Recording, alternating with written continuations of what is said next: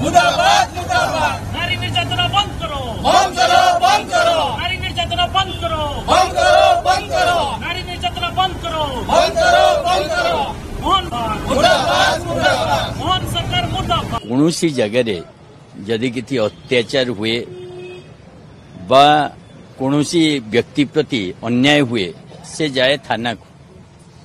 राति रे जड़े सेना अधिकारी आउ तांकर बंधु जेतबेले थाना को जाइछंती कंप्लेन करिवा पई आमे देखुचे अनेक गुडे सीसीटीवी फुटेज भी आसी सीसीटीवी फुटेज न तो रेकॉर्डिंग जोथिरे से माने कहउचंती जे कंप्लेन करिवा कथा किंतु जो परि भाबे थाना रे तांको ऊपर माड हैला एवं निजे महिला कहउचंती जे मते विवस्त्र करागला माड मरागला आउ सेना जे अधिकारी थिले तांको भी हाजत रे पुरई देले। ये गोटे प्रकार पुणी भुवनेश्वर परिका जगह रे भरतपुर थाना रे आमे शुणुथिले कलकाता कथा जो मेडिकल छात्रींकर हत्या धर्षण कथा केवल कौन हत्या हेले से मामला हबो किंतु ये जो प्रक्रिया जदि भुवनेश्वर रे पुलिस रे ये अवस्था ताहले सारा ओडिसा रे कोरापुट आरंभ करी सुंदरगढ़ मयूरभंज पर्यंत थानार अवस्था कौन एवं नुआ बिल्डिंग है सेठी सीसीटीवी कैमेरा नहीं तदंत न सरुणु निजे डीसीपी आसिकी सफेई दौचंती जे महिला निजे मद पीथिले आउ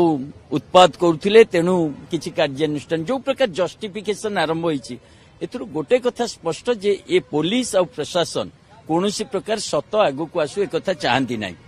तांको अप्रोच रु आपण कहि पारंती जे तदंत चालीछि अरे जोठी तदंत सरीवा पूर्व निजे डीसीपी कहउछन जे से माताल थिले निज कंट्रोल रे नथिले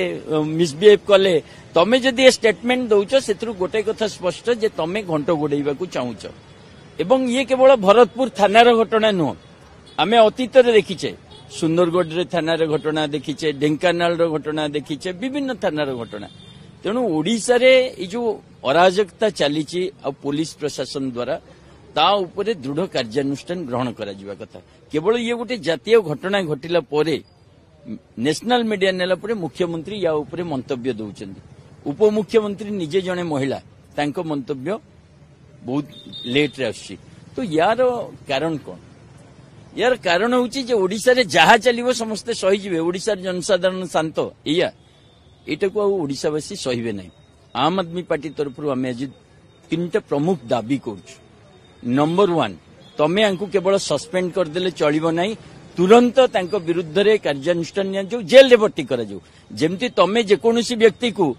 जदि आरोप लगे आग जेल रे भर्ती करूछ तापरे से निर्दोष प्रमाणित होछ से माने आग जेल जानतु जदि निर्दोष प्रमाणित हबे बाहरिबे। द्वितीय कथा कोनोसी भी थाना रे सीसीटीवी जदि नाही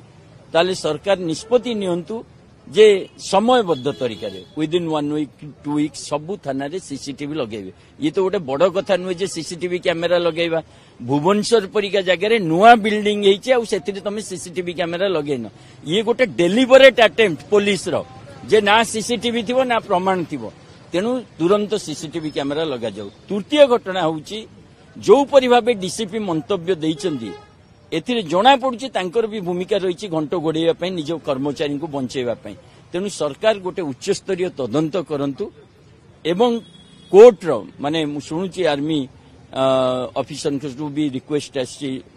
हाईकोर्ट को मान्यवर हाईकोर्ट को तदारख रे यार तदंत करा जाओ आ जदि ए प्रकार घटना घटिछि प्रकृत दोषी ये बड़ भयंकर घटना आकु ओडिशावासी ग्रहण करिवा कथा आ एमिति दृष्टांतमूलक शासन शास्ति हवा कथा जे भविष्य रे कोनोसी पुलिस ऑफिसर ए प्रकार दुस्साहस करने को सुजोग पाइबे।